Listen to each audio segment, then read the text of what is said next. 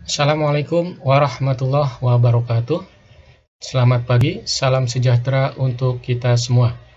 Alhamdulillah di pagi hari ini kita bisa bertemu untuk perkuliahan dengan mata kuliah Hukum Adat. Di pertemuan pertama ini, izinkan saya untuk memperkenalkan diri. Nama saya Muhammad Abbas. Pendidikan saya, S1 saya Sarjana Hukum di Universitas Krishna Dwipayana Jakarta. S2 saya Magister Hukum di Universitas Krishna Dwipayana Jakarta juga. Dan alhamdulillah sampai saat ini saya sedang menempuh S3 Doktor Ilmu Hukum di Universitas Krishna Dwipayana juga. Adapun untuk pengajaran saya di Universitas Buana Perjuangan Karawang, saya diberikan amanah untuk pengajaran pertama hukum ketenagakerjaan, hukum perusahaan, hukum kepailitan, hukum penanaman modal, hukum dagang internasional, hukum persaingan usaha tidak sehat dan anti monopoli, dan hukum adat. Oke. Di pertemuan pertama ini untuk kontrak kuliah, saya akan menjelaskan kaitannya dengan deskripsi mata kuliah, kemampuan yang diharapkan, materi pembelajaran, sistem pembelajaran, metode pembelajaran, interaksi antara dosen dan mahasiswa, dan sistem penilaian mata kuliah.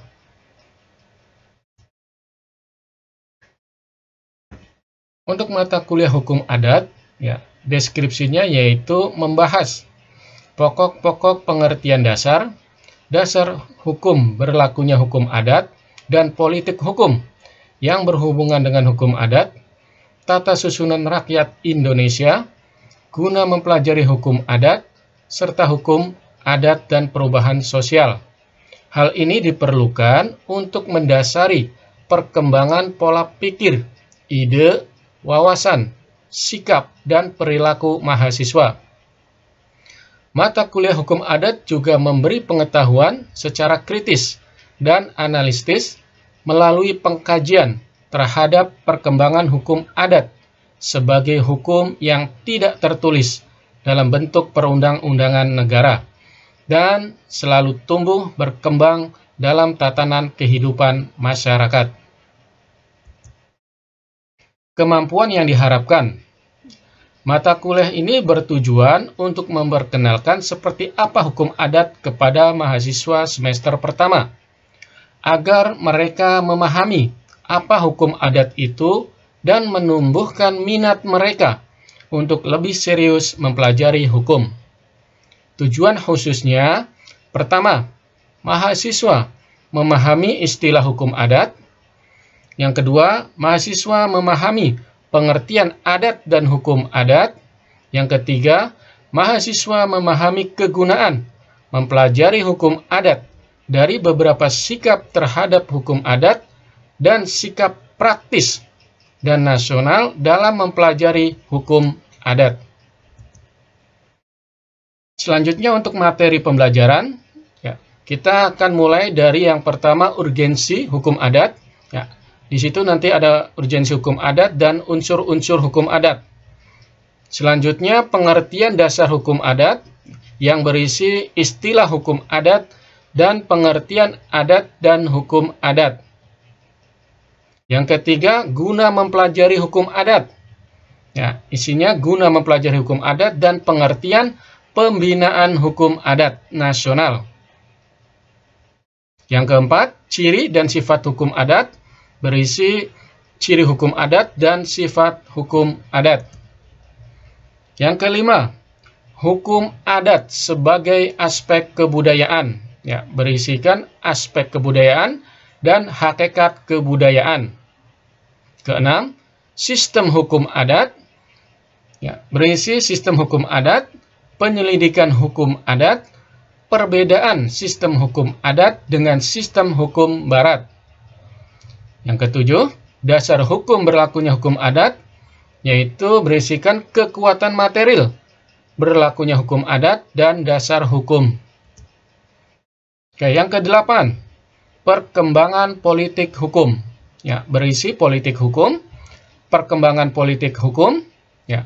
Dan ke-9, tata susunan rakyat Indonesia. Ini berisi materi persekutuan hukum, struktur persekutuan atau organisasi masyarakat hukum adat, hubungan individu dengan masyarakat. Yang ke-10, hukum adat dan perubahan sosial. Berisikan materi hukum adat dan realitas kehidupan, pengaruh perubahan sosial ekonomi terhadap hukum adat, dan hukum adat dalam pembangunan. Oke, untuk sistem pembelajaran, ya, kita ada luring atau tatap muka maupun daring ataupun online dan hybrid atau campuran. Ya. Pertemuannya itu 16 pertemuan, ya, dengan ada kontrak kuliah, 13 materi, lalu ada UTS dan UAS. Metode pembelajarannya untuk tatap muka atau luring kita ceramah atau kuliah mimbar, lalu ada presentasi, ada small group discussion, lalu seminar, ya, dan observasi atau lapangan. Selanjutnya untuk di daring atau online, ada LMS, yaitu Learning Management System, itu di e-learning ubp.ac.id atau biasa disebut Buana Online Course. Ya, ini juga sudah terhubung dengan Sepada Indonesia. Ya. Lalu perkuliahannya juga bisa menggunakan Zoom Meeting atau Google Meet. Ya. Dan untuk materi biasanya ada di share, ya, di grup. Untuk materinya linknya ada di YouTube, ya, atau bisa juga di IG, ya, atau FB dan juga WA. Selanjutnya untuk pustaka atau literatur bukunya. Nah, di sini ada beberapa buku yang saya gunakan. Silahkan menggunakan buku di sini ataupun buku pengarang yang lain. Ya, saya tidak mewajibkan. Ya, silahkan saja Anda gunakan. Ya, di sini ada asas-asas hukum adat. Ya, itu pengarangnya Profesor Busar Muhammad, SH. Ya, ada Hukum Adat Indonesia, pengarangnya Suryono Sukanto. Pengantar Ilmu Hukum Adat Indonesia. Nah, ini juga ada. Dan Dinamika Hukum Kekerabatan Indonesia. Jadi silakan Anda boleh memiliki buku-buku ini atau buku yang lain. Nah, ini Learning Management System kita atau Buana Online Course. Silakan bisa diakses di sini untuk daftar hadir juga, materi dan tugas-tugas ada di sini. Selanjutnya, interaksi antar dosen dan mahasiswa atau tata krama perkuliahan.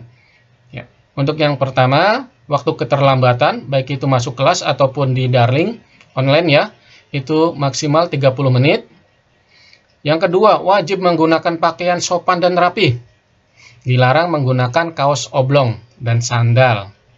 Yang ketiga, sebelum mulai perkuliahan, mahasiswa wajib melakukan gerakan bersih, yaitu merapihkan ruang kelas dan kebersihan. Ini kalau kita tatap muka, ya. Yang keempat, wajib mengisi kursi yang kosong di bagian depan. Ya. Dilarang membawa makanan dan minuman ke dalam kelas. Selama perkuliahan berlangsung, dilarang menggunakan handphone. Ya. Dalam melakukan presentasi tugas, nanti, ya, mahasiswa dilarang juga menggunakan handphone. Ya. Selanjutnya, dilarang mengobrol ketika dosen sedang menjelaskan materi. Oke. Yang ke-9 atau terakhir, menjaga etika berkomunikasi dengan dosen. Jika SMS atau WA, ucapkan salam, nama lengkap, kelas, keperluan menghubungi dosen, serta dilarang menghubungi dosen pada waktu istirahat. Nah, waktu untuk menghubungi dosen yaitu mulai pukul 7 sampai pukul 21 waktu Indonesia bagian Barat. Sistem penilaian. Ya, untuk sistem penilaian mata kuliah, indikator, komponen, dan metode penelitian, evaluasi, tugas, dan perkuliahan. Ya, yang pertama itu ada tugas, itu 20%, kehadiran 15%, UTS 30%, dan UAS 35%. Ya. Untuk penilaiannya itu terkait dengan ketepatan, memahami, menjelaskan, menganalisis dan menerapkan. Itu nanti dalam tugas presentasi kelompok.